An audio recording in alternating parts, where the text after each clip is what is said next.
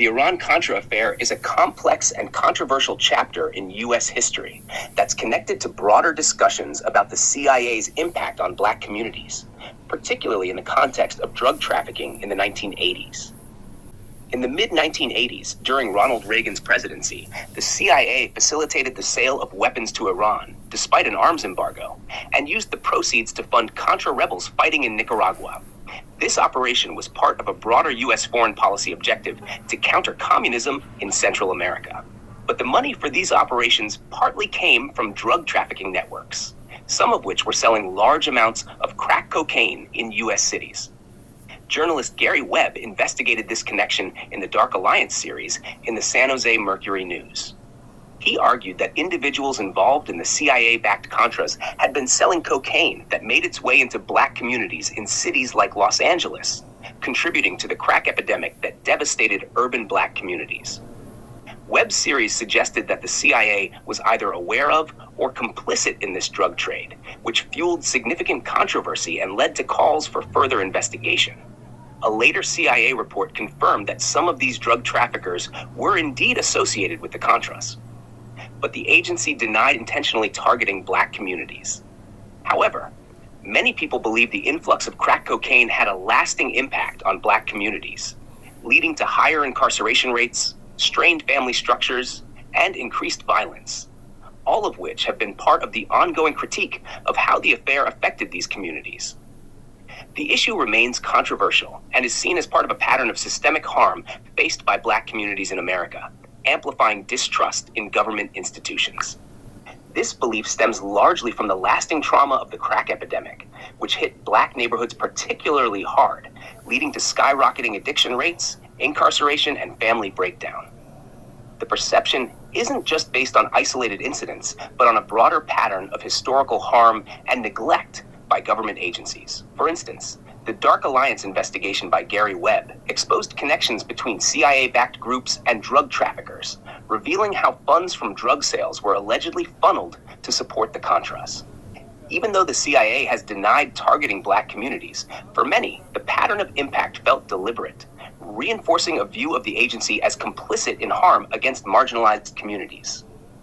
This deep-seated belief is part of a wider sense of distrust toward government institutions, rooted in both historic abuses and ongoing systemic inequities.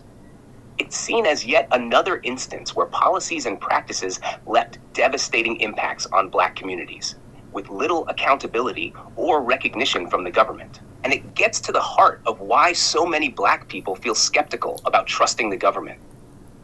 The history of government policies affecting Black communities is marked by repeated betrayals and systemic harm, from slavery and segregation to discriminatory housing practices, racial profiling, and the war on drugs. The government has frequently failed to protect or uplift Black Americans. Instead, policies have often perpetuated cycles of poverty, limited access to education and healthcare, and led to disproportionately high incarceration rates. Take, for instance, the Tuskegee syphilis study, where the government deceived Black men with untreated syphilis for decades, withholding treatment to observe the disease's natural course. This was an egregious violation of trust that left a lasting impact on how Black communities view public health institutions. Similarly, policies like redlining actively prevented Black families from building generational wealth through homeownership, reinforcing economic disparities. The war on drugs, which targeted crack cocaine more harshly than other substances, led to mass incarceration primarily affecting Black men and created an environment where entire communities felt criminalized and abandoned. Because of these past patterns, skepticism about government intentions runs deep.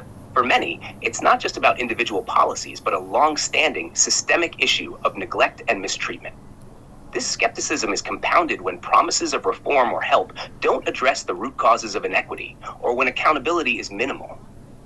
Trust, for many, will require sustained and genuine efforts from the government to address these systemic injustices, repair harm done, and ensure that policies moving forward center equity and transparency. Only through consistent action, not just words, can trust begin to be rebuilt. Despite enduring centuries of systemic violence, exploitation, and discrimination, Black Americans have not received reparations comparable to what other groups have received for government wrongs. For instance, Japanese Americans who were interned during World War II received reparations in the form of formal apologies and financial compensation. Indigenous communities, though still facing many challenges, have received some restitution in land rights, financial settlements, and certain autonomy measures. Holocaust survivors and their descendants have also received reparations from the German government.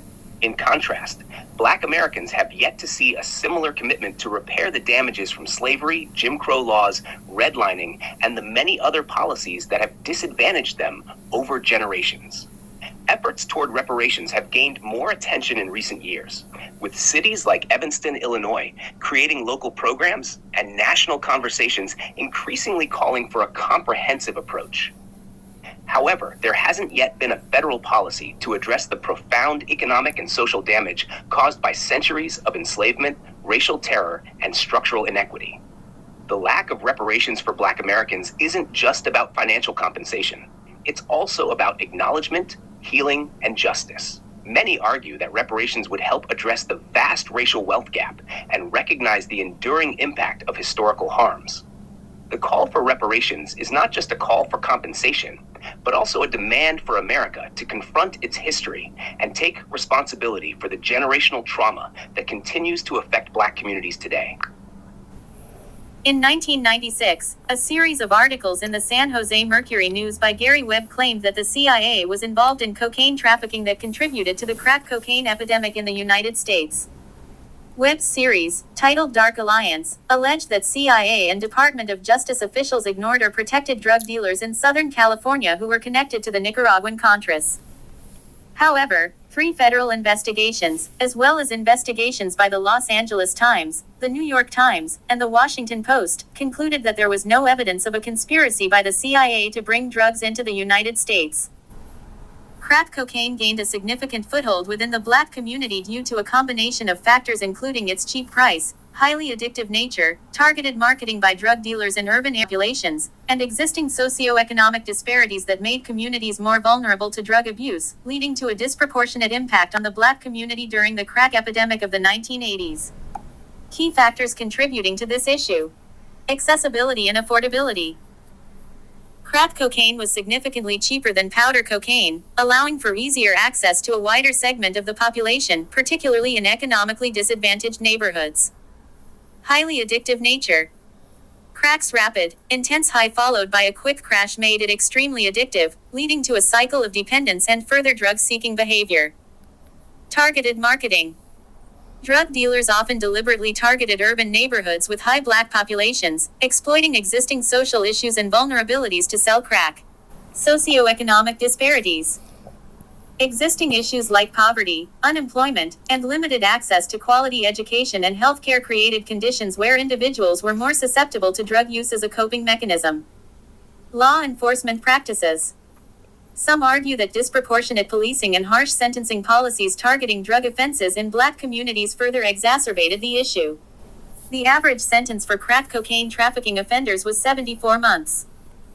96.9% were sentenced to prison. 44.0% were convicted of an offense carrying a mandatory minimum penalty. Of those offenders, 28.9% were relieved of that penalty. In New York City, many cocaine habitués in the mid-1970s began attending after-hours clubs, which became a major socialization location for cocaine dealers. The setting for the crack era: macro forces, micro consequences, 1960-1992. It was not until 1985, after an article in the New York Times describing crack use in the Bronx, New York, titled, "A New, Purified Form of Cocaine Causes Alarm." A slang term for crack cocaine, a highly addictive drug that can lead to paranoia, psychosis, and violent behavior.